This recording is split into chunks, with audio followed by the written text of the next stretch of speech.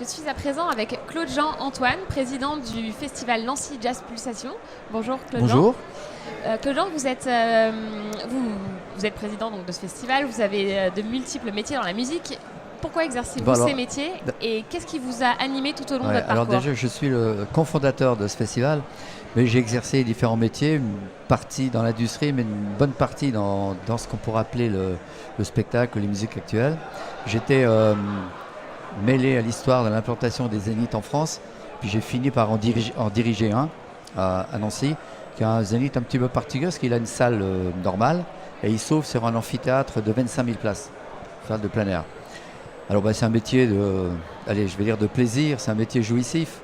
D'abord avec les rencontres, que ce soit avec les artistes ou le public. C'est un métier qui ne laisse pas beaucoup de temps disponible, mais c'est peut-être pour ça qu'il est agréable. On n'a pas le temps de penser à des choses désagréables. Donc c'est rencontrer tous ces artistes qui vous a animé tout au long au départ c'était plus l'organisation. J'étais plus attiré par, en gros, la bonne marche, l'accueil des publics, plutôt que l'aspect artistique qui venait après pour moi. Mais effectivement, les rencontres avec les artistes, c'était chaque fois un grand bonheur, même si je n'étais pas un groupie. Et est-ce que vous diriez que ce métier, il a évolué, il a beaucoup évolué ces dernières années Oui, bien sûr. Il a été créé par des passionnés, par des amateurs de musique, des amateurs d'événements qui se sont professionnalisés au fur et à mesure où ils avançaient dans la carrière ou en âge.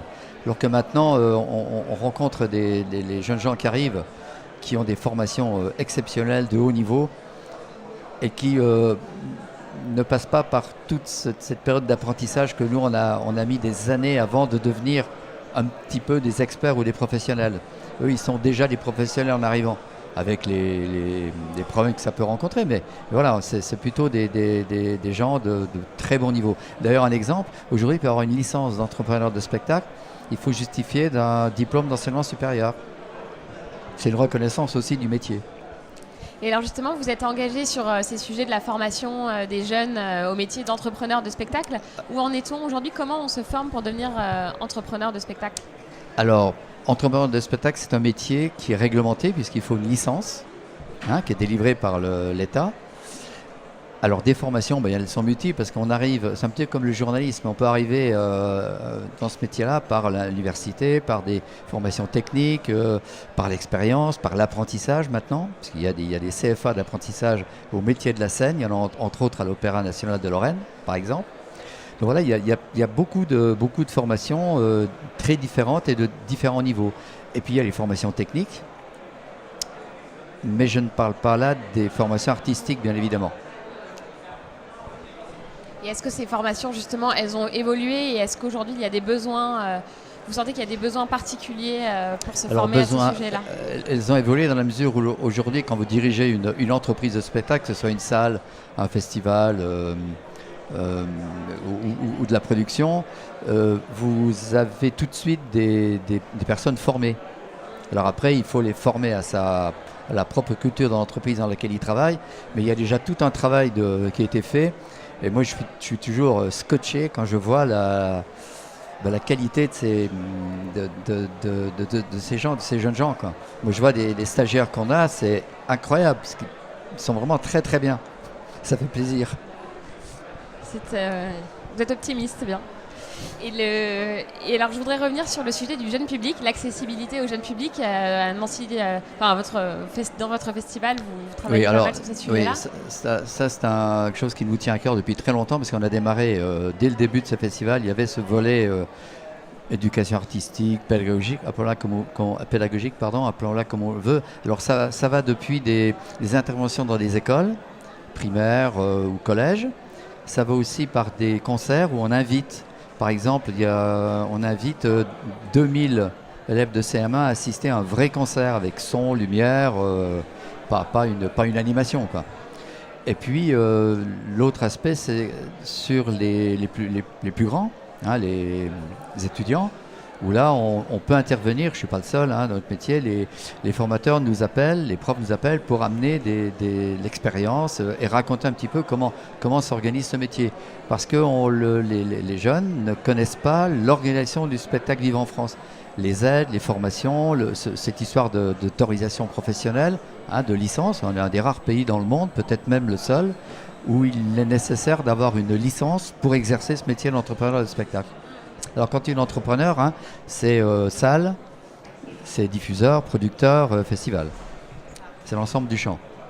Alors également pour l'éducation, enfin l'éducation, la pédagogie, les musiques actuelles ont été un tout petit peu en retard par rapport à la musique dite classique ou savante, où les orchestres travaillent depuis très longtemps avec des enfants, les orchestres symphoniques ou les opéras. Et nous, c'est un petit peu plus récent, mais on le fait avec plaisir. Et puis il faut penser au futur public. Exactement.